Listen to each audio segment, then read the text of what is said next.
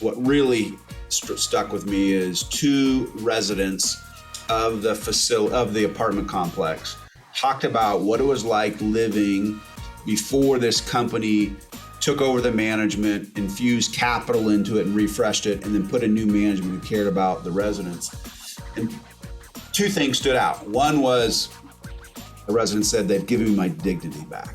And you're like, whoa.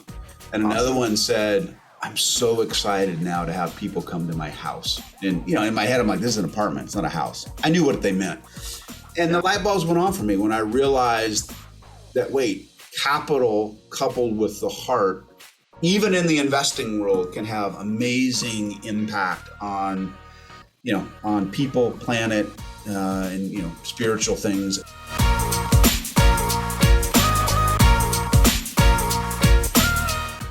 Welcome to the Feast Over Famine podcast. On this podcast, we're navigating the tension that we find where mission and profit collide. We're talking to CEOs, founders, executive directors, impact investors, and all of what we've identified as the global ecosystem of the social enterprise, business for transformation, business as mission landscape. We're talking to them about the obstacles they face, the strategic challenges they've been through, how they're funded, how they were started, and everything that's happened in between. We are trying to share their story in a way that's impactful to help us all to grow the social enterprise space for the better. Enjoy this week's episode with your host, Ryan Mahaffey.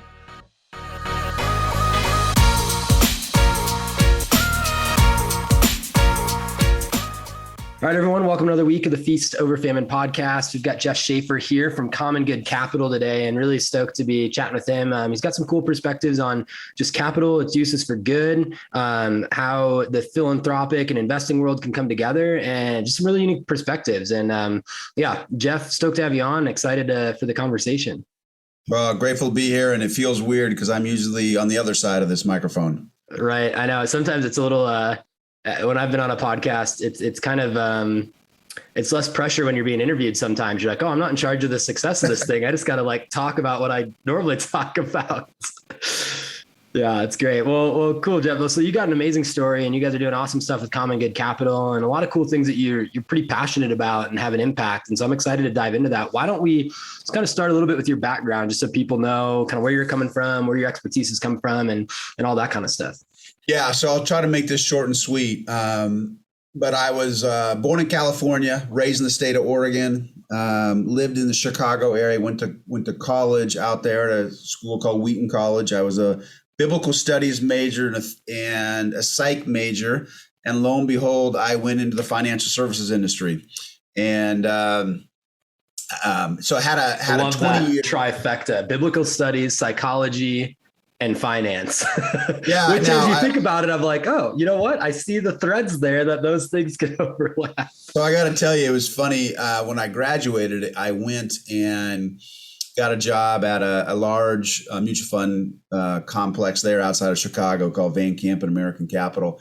And I remember coming home. I was living with my parents for, 2-3 months in the transition. Yeah. And I came back and I said, Dad, I just got a job with Van Campen, but can you explain to me what the Dow Jones Industrial Average was? And he laughed his head off. So needless to say, funny. I got another education once I got into the financial services industry. Yeah, well, I think I'm going to get ripped apart for saying this, but I think the modern version of that, someone gets a biblical studies degree and they go become a barista for a couple of years because they're like, I don't know what to do with this.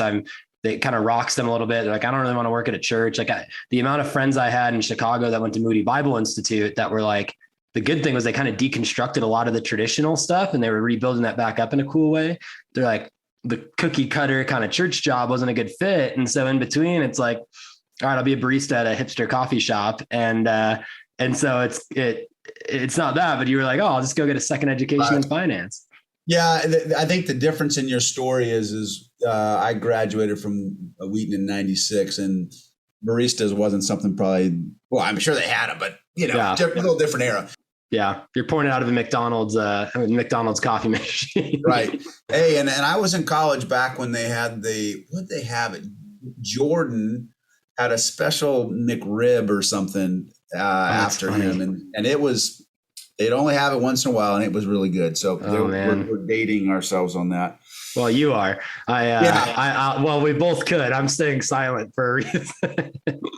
So anyway, so then I went and had a 2 year career at a mutual fund complex, and then I ended up moving to a company out of Orlando, Florida, in the alternative investment space at the time, predominantly real estate. And I'll just say this one thing about it: it was I left in '97 to go do work for this real estate company.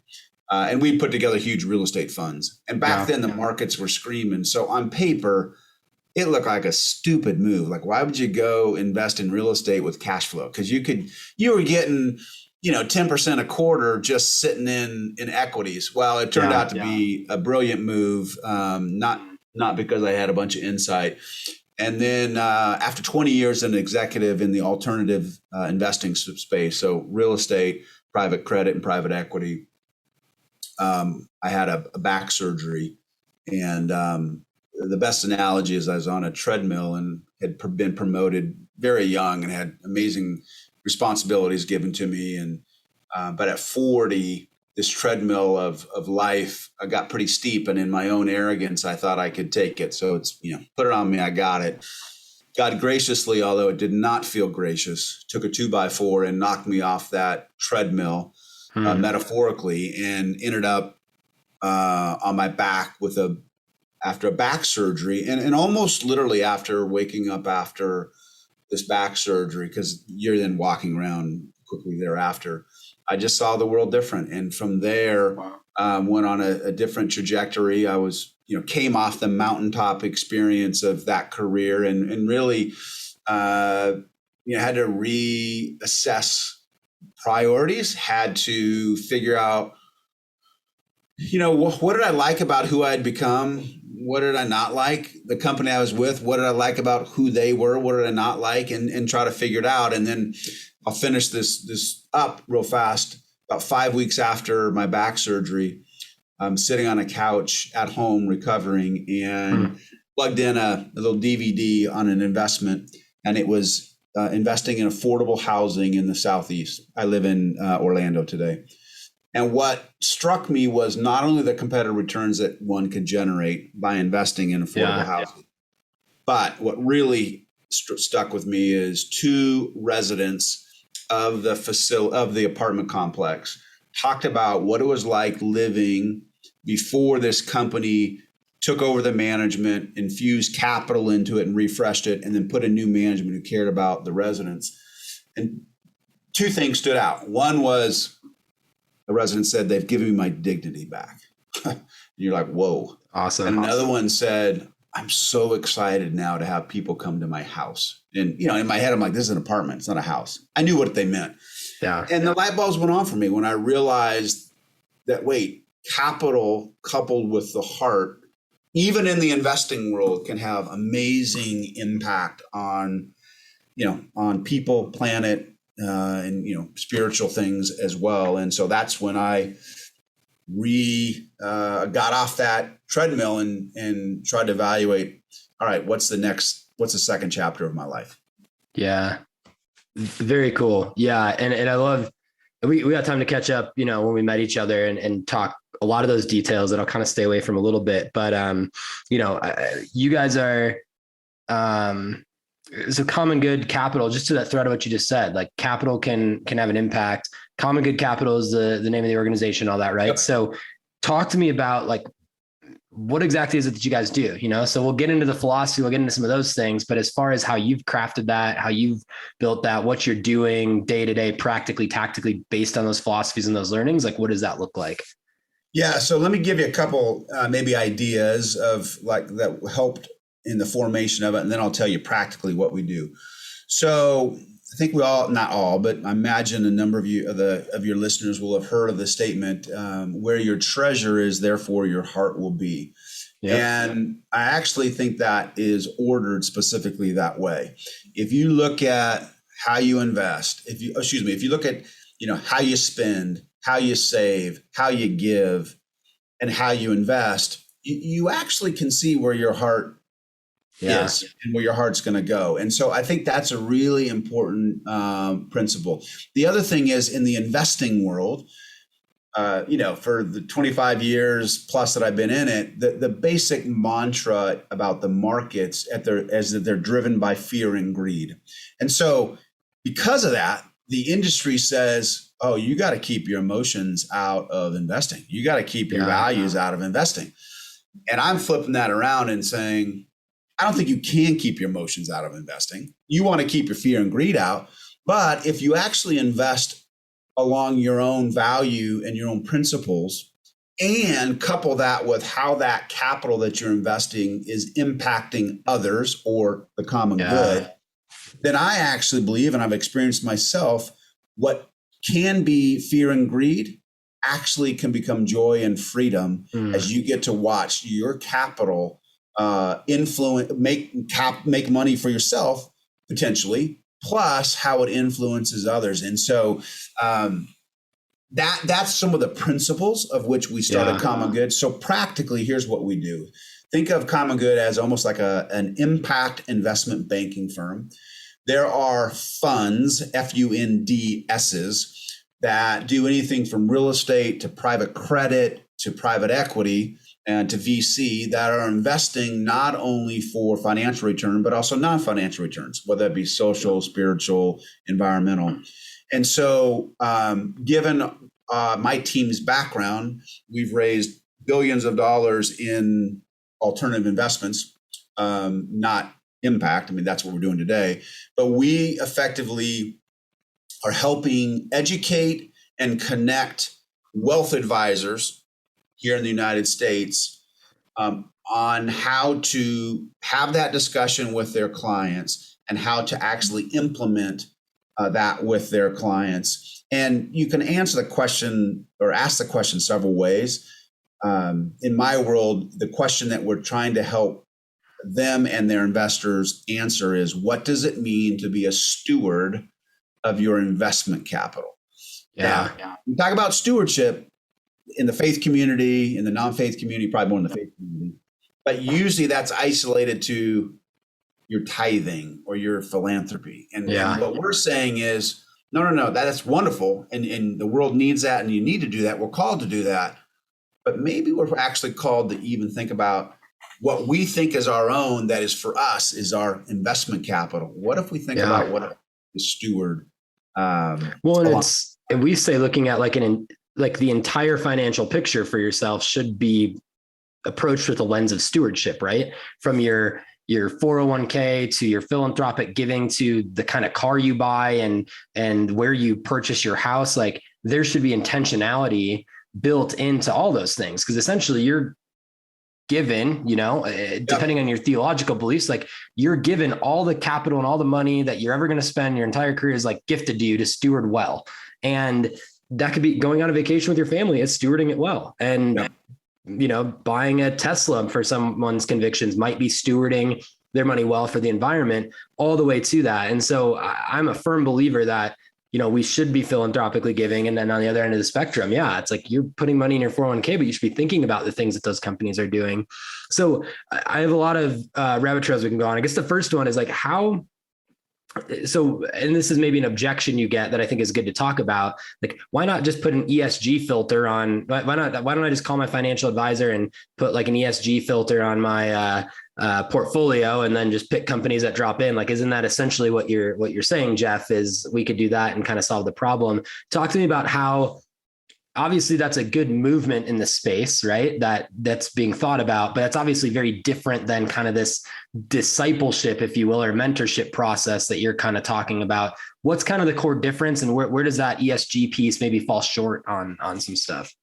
Yeah. So look, the world is morphing around these issues. So some of the things I'll explain are not static, but generally ESG, environmental, social, and governance, are policies and practices around how a business functions.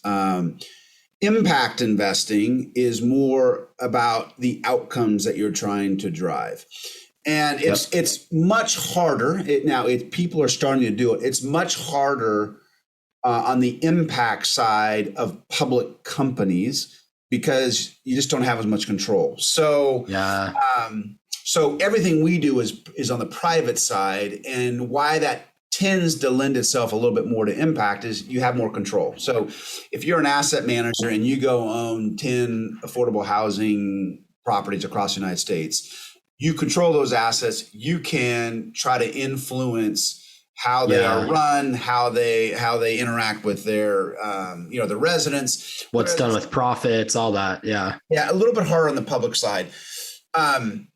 You are seeing ESG and impact starting to come together. And my belief, and I could be wrong, I actually think even ESG will start to morph more into outcomes based, more into impact, where it's really about what goals are you trying to influence, and then measure on those goals, financial and non-financial metrics.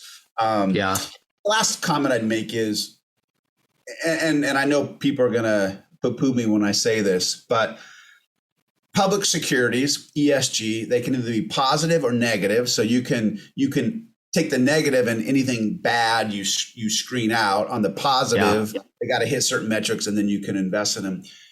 It's a little bit harder for, I think, people to feel connected with those. I bought Coke, and I'm making this up. I bought Coke over Pepsi because of this reason. Versus, okay, on the private side, no, I have a deep passion for Africa. And so I want to invest in renewable energy in Africa, for example. You can see the direct results and you get more connected. Now, the reality is you should not have all your money in private investments. So, and public markets are huge. Well, that's where I was going to go next is like, so there's trade-offs, right? Because, and I appreciate what you said. I think you're right. I mean, to the degree that you can be involved in it, the closer you are, the more you can influence it. There's obviously a whole realm there in terms of if I'm a founder structuring an investment offering, and I'm like, do I want to give, voting shares, non-voting shares? Do I really want them in this? Do I want them to just give capital and I can tap them on the shoulder there's a whole piece of that we won't even go into that I think plays into that. And some people I know in the philanthropic impact investing, whatever we want to call it, like in that space, some people say, hey, I just want to give this because I've vetted it and I want to wash my hands clean of it, pay me back. And if you need something, call me. And others want to be intricately involved. And so it's kind of figuring out what that looks like. But I think what you were talking to on kind of the private investment side, not having like your full portfolio in that, how does someone figure that out? Because obviously the private investments are going to be a lot more risky, right? And so if you take your entire retirement, all that you're saving over your entire career, and you're always putting it into renewable energy in Africa and this thing in Central America, that's probably a little more risky, a lot more upside, but we just know that that's more risky. So how does, if you're talking to a wealth manager that's coaching a potential client or someone, how do you coach them on that allocation strategy? And what are some of the questions maybe to ask someone that would get there? Yeah, I mean, look, you can go to a bunch of different studies and I won't go through all that, but kind of a rule of thumb is you may have 80% of it in liquid stocks and bonds, and you may have 20% in illiquid private investments. Now, ironically, if you look at endowments, Yale and Harvard, they've almost got that flipped. Most of what they invest in is illiquid private stuff, but they're much bigger. So, and then the question comes down to is, how big of a portfolio do you have? There's a bunch of questions you'd want to ask. Right. And then usually it's integrating anywhere between 5 to 15 to 20% of a portfolio. The one misnomer I would say, and I'm a bit biased because I've been in this alternative space for 25 years, I do think that there's a bias that private means more risky. Now, the regulators would tell you it does. I don't. I think what it means is, without a doubt, it's more illiquid. And so, you have to hold on to this.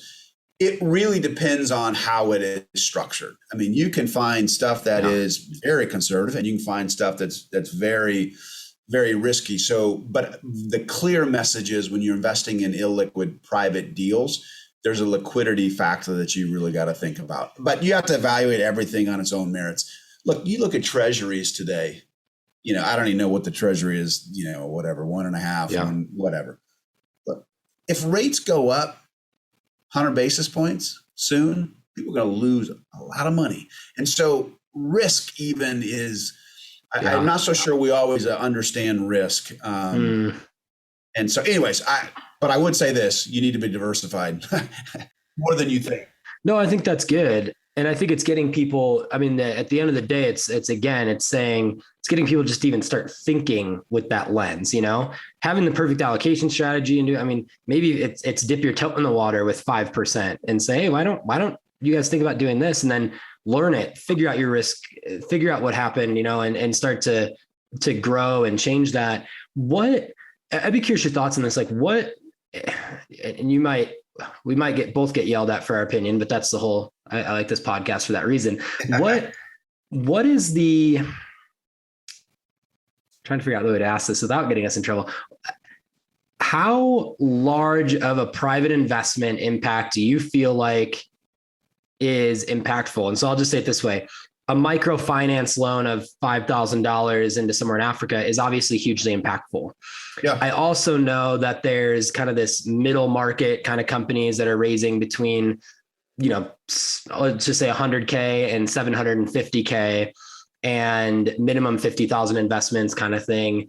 But they're creating a lot of jobs, so their impact is more exponential. I don't want to say it's better than the micro loan, but and then there's obviously like 3 million, I know people that are making impact focused investments, but they won't touch anything that's less than 1.5 million. And they don't even want to be the lead investor and they want 1.5 million, which is great.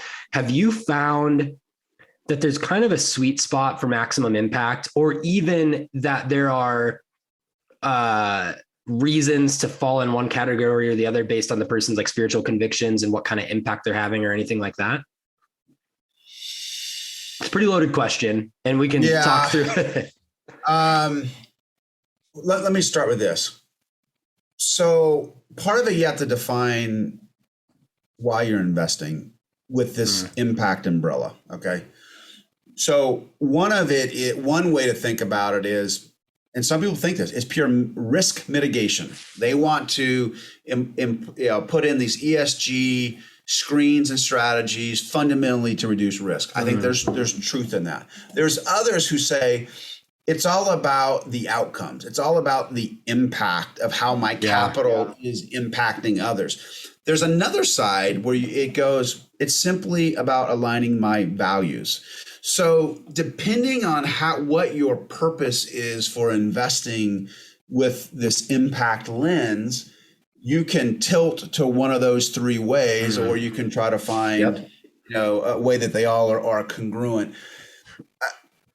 It's funny because like we do some stuff in affordable housing and workforce housing. And so we'll have some people say, well, workforce housing that's not impactful. And my answer back to them would be, okay, you might not find it impactful. It may not fit with the values and where you want to place your capital. But if you're talking to somebody who's in a workforce housing and they're spending, I'm picking the number, 40% of their income on housing expenses, just like somebody in an affordable housing is spending 40% of their income on housing, it's very impactful for both of those individuals. And so I try not to get into this argument, well, one's more impactful than the other. You're like, right. Both those individuals need it. If you don't feel called to invest in this workforce space, great. If you think it's more impactful. So those are probably just some general thoughts. And the other thing is, so another great analogy is you look at this whole energy transition. So on one hand, you can go invest in brand new technology or power generation through wind and solar. And there's a lot of newer startups, okay?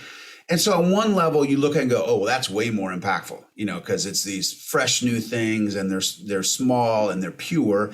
And then you look at these more traditional transitional investments in energy and say, well, they're investing in, traditional big oil and gas, yet they are helping big oil and gas make the transition. So you tell me which one's more impactful. Well, and like the R&D budget for one of those companies to make that transition in oil and gas maybe 10 times the size of the budget of one of those startups in the next 10 years, you know? And so it's like, well, what impact can happen by investing in a major oil and gas company that's saying 10% of our profits are going towards this transition, or invest in the startup that it's like going to take 10 to 15 years to get. Yeah. Neither's better, neither's worse, but it's important to think about it that way. Yep. So we have, and I can't get into the details of funds on this, but just, I think this is fine. One of the funds we work with, which is renewable energy, is a $20 million fund. We're also working with another, which is more at a broader scale with big companies, transitional. The goal is to raise $1 billion in that fund. So, and one could argue maybe one is more pure or more aligned. Yeah, I don't know which one's more impactful. Depends how you define impact for yourself. And that's not to say that it's all wishy-washy either. No, it's not. But I think the core there again is and I refer to it as like a discipleship process all the time. Like those of us who kind of get it and are in that space, like have the responsibility to go disciple.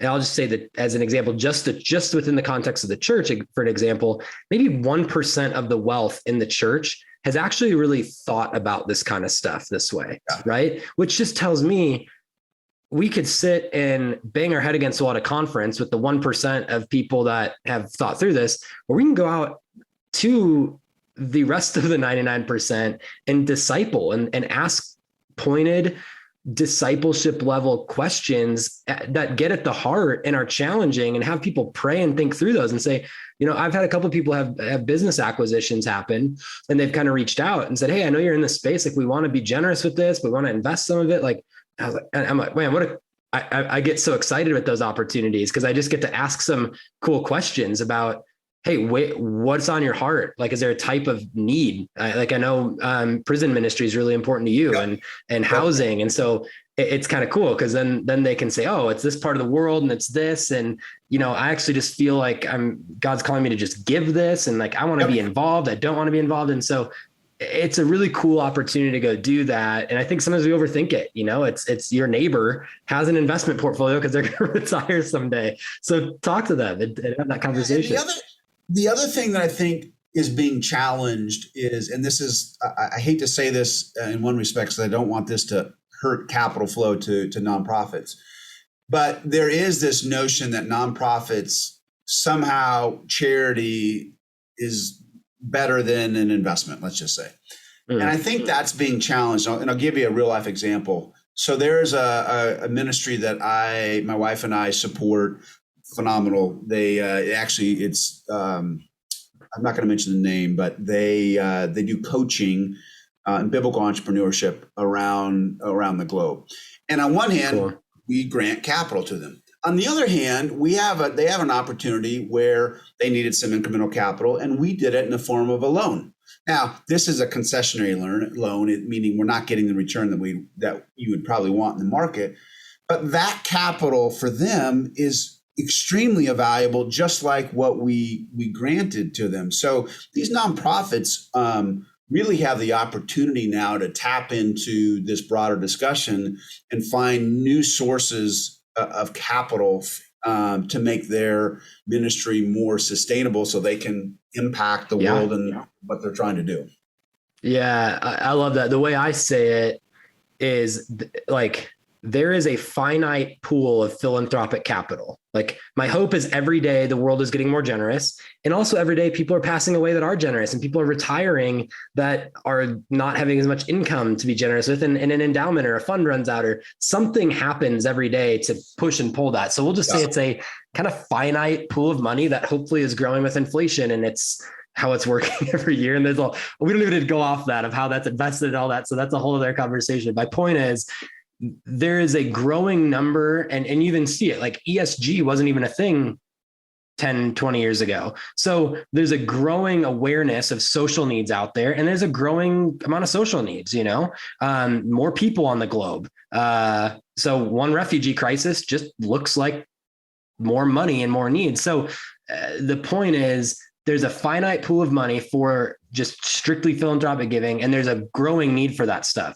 The more organizations that we can start get to start using some sort of the economic marketplace to fund themselves means that it opens up opportunity for the ones that don't have an opportunity for a business line to get that, right? And so like a soup kitchen doesn't have an opportunity really for a business model. It's just not there. They need that finite pool of money. The Ukraine humanitarian crisis right now, as much as I'm like a investor minded person, I'm just giving to that because I don't need you to give me a business model right now. I don't need to invest it. Like this is the right thing to do. And at the same time, we know a business in Ukraine that is using renewable energy essentially and recycled plastics into burner fuel to hire guys out of addiction and do that. And so on those times, it's like, wow, he could fundraise to like do that, but he doesn't need to. He's found a business model and he's paying his pastor's salary to run the local church out of the business. Right. And so I think it's just thinking through, and I think every nonprofit now has the responsibility to think through, is there a way to use the global economic marketplace to make us more fiscally self-sustaining? That might only be 10% of the budget and it might be 90% of the budget, but they got to think about it. And then we as people involved in that need to allocate our portfolio alongside those convictions. You know, we need to say, here's how much I want to do for philanthropic giving. And here's how much I want to do for this. And here's how much I just want to put in the market in my 401k, because I also have to take care of my family, and this private investment in Africa might blow up in my face. You know, hopefully it doesn't. Hopefully statistics show that. But I think it's an important, like it's important not to make it black and white and keep it pretty gray, because that's just the reality of it. Yeah. And I'm going to make a statement here, and I don't have math to back it up, but this is from experience and a gut feel. The irony is I feel like on the investing side, especially what we call impact investing, you actually have, and I think I can prove this actually numerically pretty quickly, you actually have more interest and more capital flowing from those who don't espouse to a faith component. And that's something that actually concerns me. Is I would love to see more faith-minded individuals jump into this game, not game in a sense, it doesn't matter, but into the investing world, and align their capital with their values. Because I think the faith community is unfortunately behind.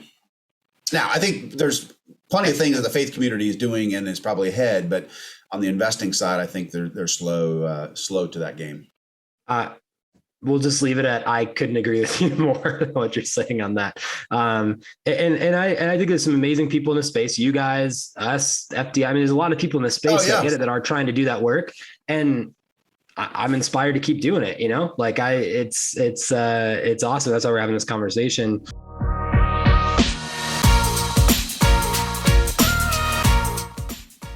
All right, everyone, I want to take a quick break from today's episode and just share a little bit about Impact Foundation, who's got an incredibly awesome model of using impact investment, charitable dollars, and funding tons of projects all over the world right now. What if your investments could change the world? At Impact Foundation, they believe business with purpose has the power to transform society. Purpose-built for impact investing, Impact Foundation provides a streamlined way to fund businesses that seek social and spiritual transformation or make loans to charity, all while earning a financial return to grow your giving. Donors and investors have already supported more than 200 redemptive enterprises through their impact accounts. They provide needed fuel for companies that exist as a force of God's redemptive work in the world. To learn more about what they're doing in their Kingdom Impact Investing model, visit impactfoundation.org.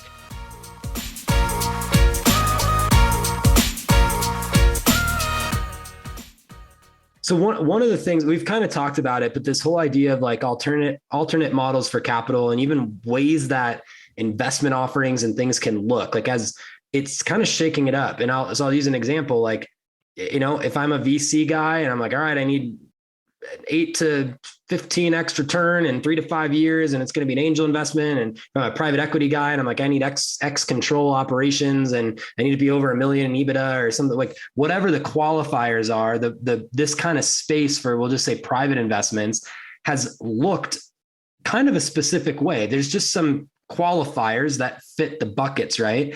And what I'm finding pretty often, and I think what you've found, is a lot of times these impact investments don't fit those traditional buckets, right, just because of how it looks. It might be that the business is dumping profits back into impact, and if you do a dividend drip over time with an equity investment, like they're not going to be paid back their principal for 15, 20 years. So it's like you end up with these quirky looking investment offerings that are a great business opportunity, a great return, have amazing impact, but it doesn't fit the box. So I guess talk to me a little bit about your experience of hitting those things, maybe some examples of how you guys have gone completely outside of the box and it's worked well, and some of your thoughts on that. Yeah, so we could. This is probably the boring part for people if they don't care about the technicalities. But so I won't get into it. But well, we want people to start caring about the technicalities. So we'll just spice up the boring part. Yeah. So I Common Good Capital owns a broker dealer called Common Good Securities. So we are registered with FINRA to act as an investment bank. And so our rules and regs follow FINRA and the other person that you could, the SEC. So there's been, that governs a ton of what you just mentioned. And the irony is a lot of people, especially when they're newer in this, like they're not exposed to all those rules. So it's actually a very, I don't know if difficult is the right word. It's a very complex world to navigate, to do well. So, like I would love to dream about doing stuff differently. And then you just realize is from a regulation, you can't. However, there have been regulations over the last, 7-8 years that, so I'm sure you're crowdfunding, Reg A Plus, that are creating some new vehicles and some new ways to think about it. So, but specifically what you talked about is impact investing can be outside the box of the norm, how people think about it. So it's actually probably the fundamental thing that we're trying to solve at Common Good, because if you think about it, we're not going direct to investors. We're going to investment professionals who have hundreds of clients. And so they too have all these regulations. So if we bring to them investment ideas that don't fit within that little box, they can't do it. And so what we're trying to do is work with managers and structure these things that fit within that box. Otherwise, you won't see capital take off, at least in the mainstream financial services industry. You can bypass it and go direct. So it's a very fascinating discussion. I do think the Reg A Plus and some crowdfunding have some unique attributes. For example, we were talking about how much can you put in a portfolio? Well, a lot of these structures, you need to be at least accredited investor. And so, you got to have the Reg CF stuff is blowing that out of the water, the crowdfunding. I mean, it's, and I don't know how I missed this. We've had a couple of projects go through WeFunder. And we've done a lot of Reg CF stuff. I was on their website yesterday. I ended up in the footer of the WeFunder site. I was on our account looking for some rolling close documents for a client, basically. And I was down there and they had that WeFunder's a public benefit corp, a B Corp. And I was like, oh, well, that makes sense because they're trying to tackle the walls, a traditional accredited investor, and that's a broken system, all this stuff. But it was like, oh, well, even the Reg CF company is a B Corp, thinking about it from an impact standpoint. So just a little side note that was interesting to me. The downside to Reg CF is the SEC has said you have to have your operations in the US to do that. So you can't do a Reg CF crowdfunding. And so for those of you listening that don't know, you can go back to our WeFunder episode where we talked about all this stuff, but crowdfunding, basically Kickstarter, but instead of getting a t-shirt package and the product that you're buying, you're essentially getting equity in the project. And these projects are raising anywhere from $200K to I think $3 to $5 million in a raise and giving up equity, but they're getting hundreds, if not thousands of investors at small amounts in there. I think the minimum investment has to be $100. So it's pretty cool. I'm not a fan of it personally. I haven't come around. But I think a fan of it in terms of me as an investor. It's interesting still. I still need to come around some, but point being, so many of our projects are doing stuff internationally. We had one reach out to us that's in the 1040 window. Amazing business model, would be perfect for XCF. Can't do it. Even if they're headquartered in the US, their operations are gone. So I'm hoping there's some regulation that comes in the next 5 years or so that allows for that to happen. I'm not sure it will, because you get into some of those countries and some other companies operating. I mean, it gets a little messy.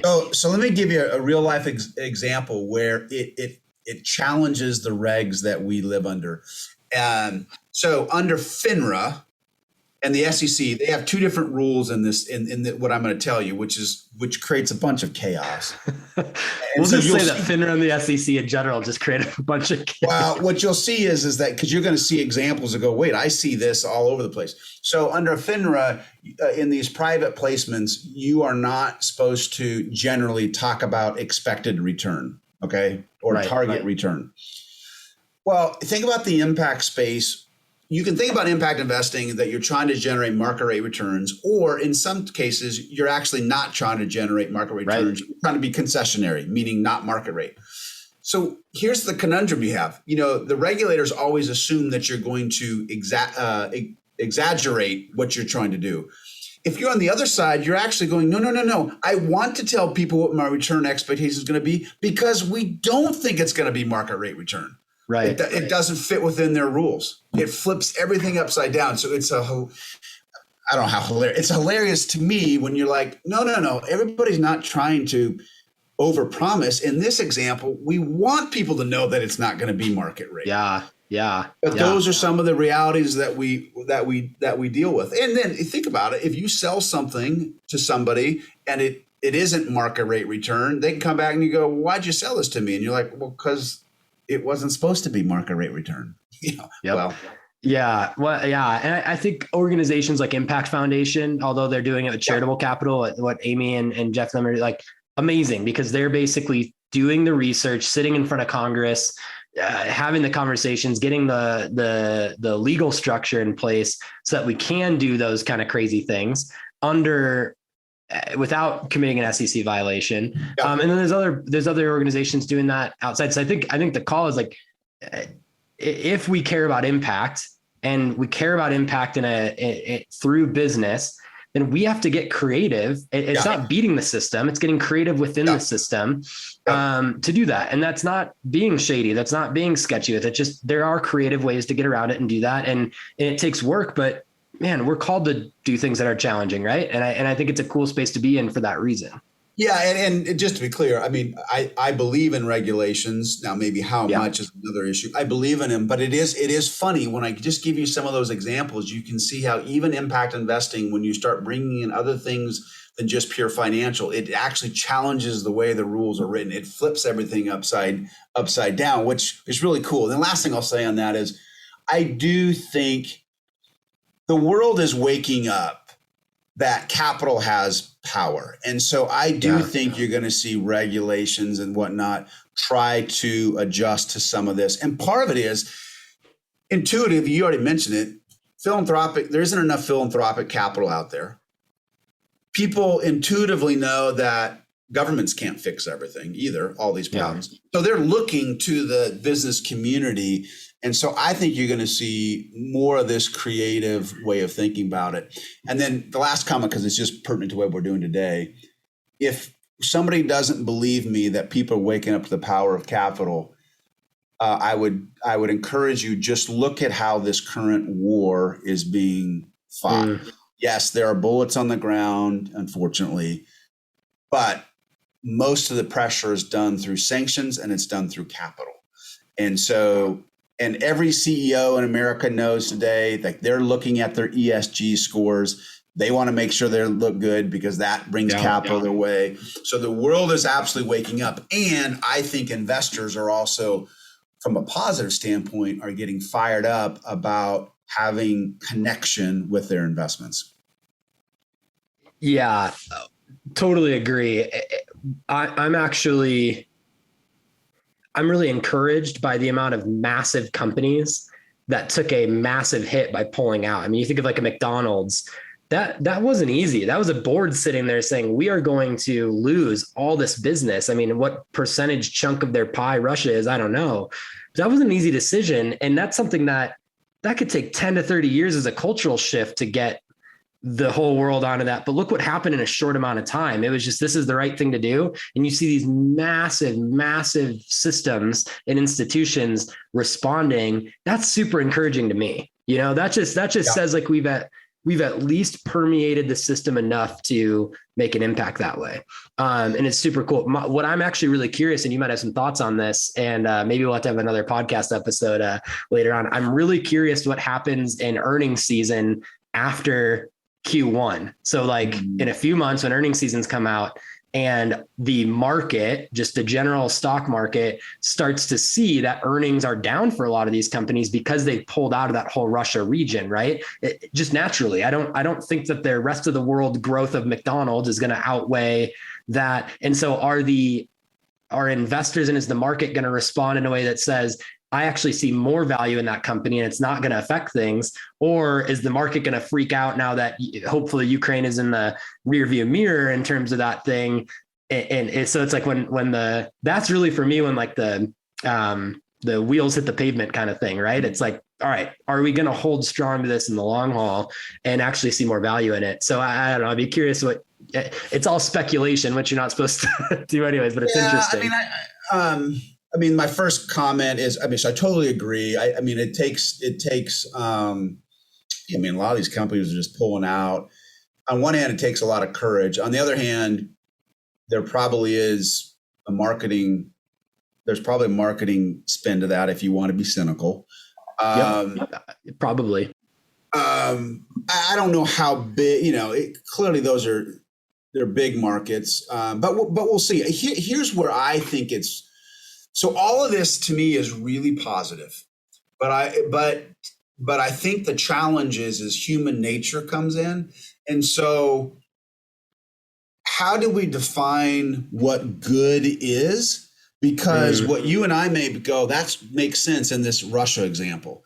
On the other hand, you have other companies that go and they start exerting their power over some other issue. So what's going to be fascinating to me is how the moral and the cultural makeup of a country and of boards, they're going to influence the globe and culture. And on one hand, that's very positive. But if you get ideologies that don't align with what you think is good, then it also poses a threat. So it's an interesting tension that we're living with.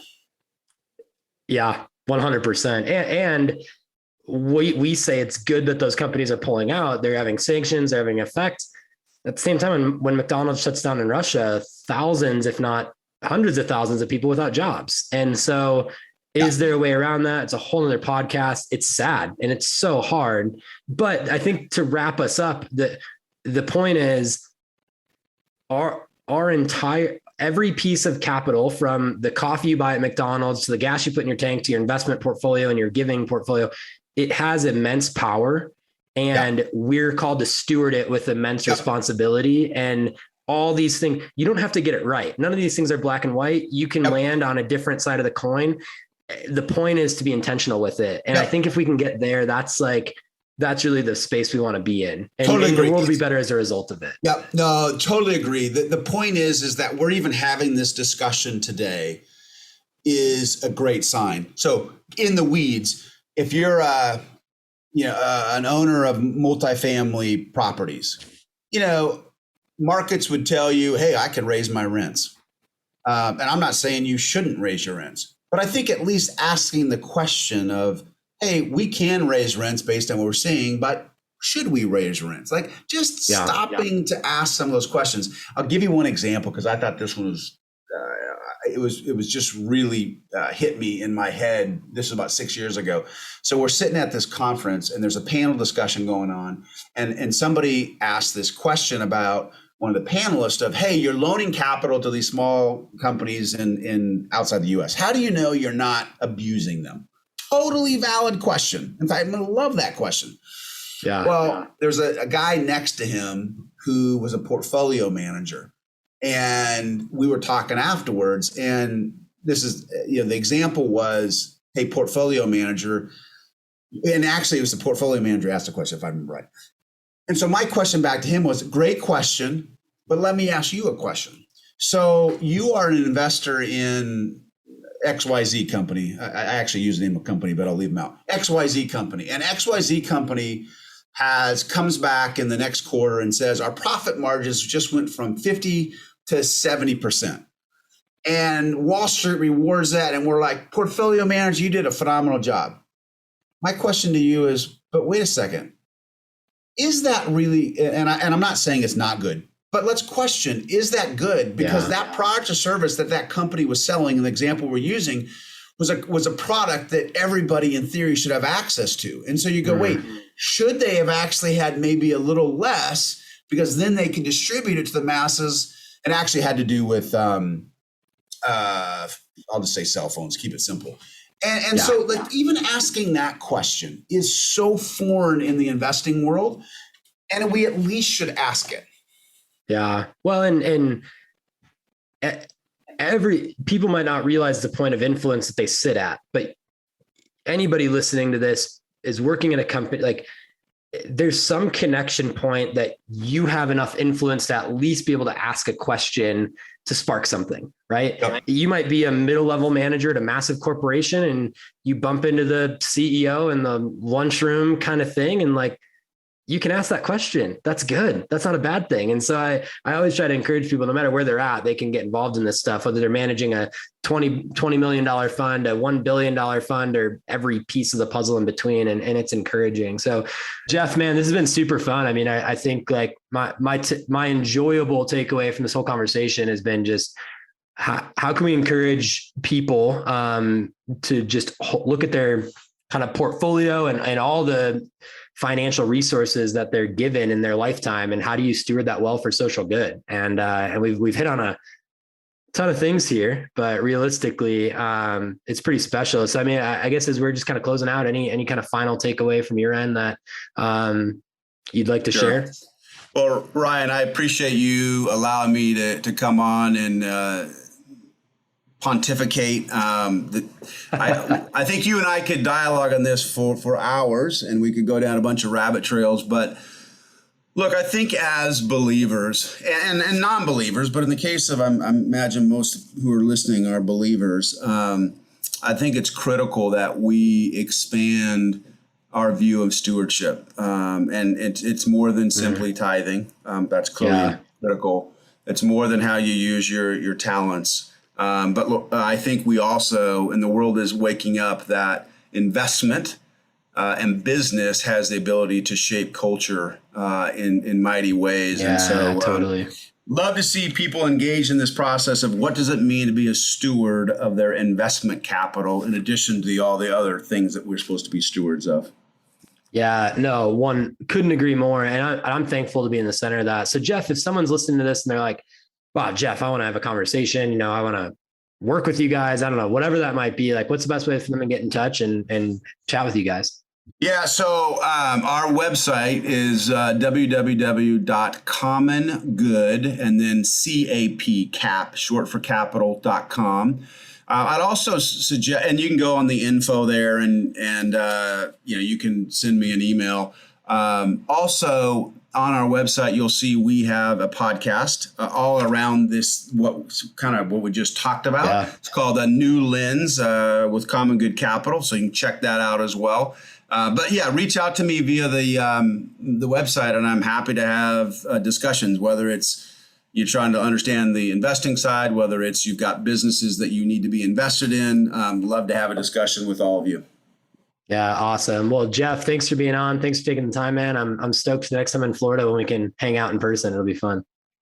Looking forward to it. All right. Thanks, Jeff. All right. Take care. See ya.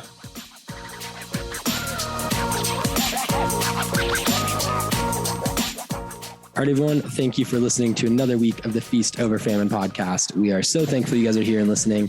As always, hit that subscribe button on your favorite podcast listening apps. We would love to keep you guys up to date on new episodes that are coming out, when we're launching new episodes, when we're launching new seasons, and everything in between. So when we're in season, episodes are dropping every single Wednesday. Hit that subscribe button. Make sure you're up to date. Also, if you're loving what we're doing, be sure to follow us on Facebook, Instagram, LinkedIn, where we're constantly posting about our projects, what they're doing, what kinds of things we're working on. We'll recycle some podcasts, things about our partners, all sorts of fun stuff that you want to see. So hit us up on Facebook, Instagram, LinkedIn, all that kind of stuff, and check out what we're doing there. And yeah, we're stoked that you guys are listening. We hope this has been really fruitful, and we will catch you guys next week.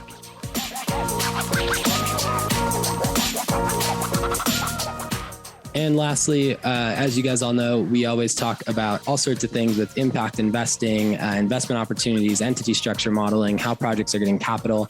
And as a disclaimer and a reminder, Feast Over Famine does not provide legal, tax, accounting, or other professional advice.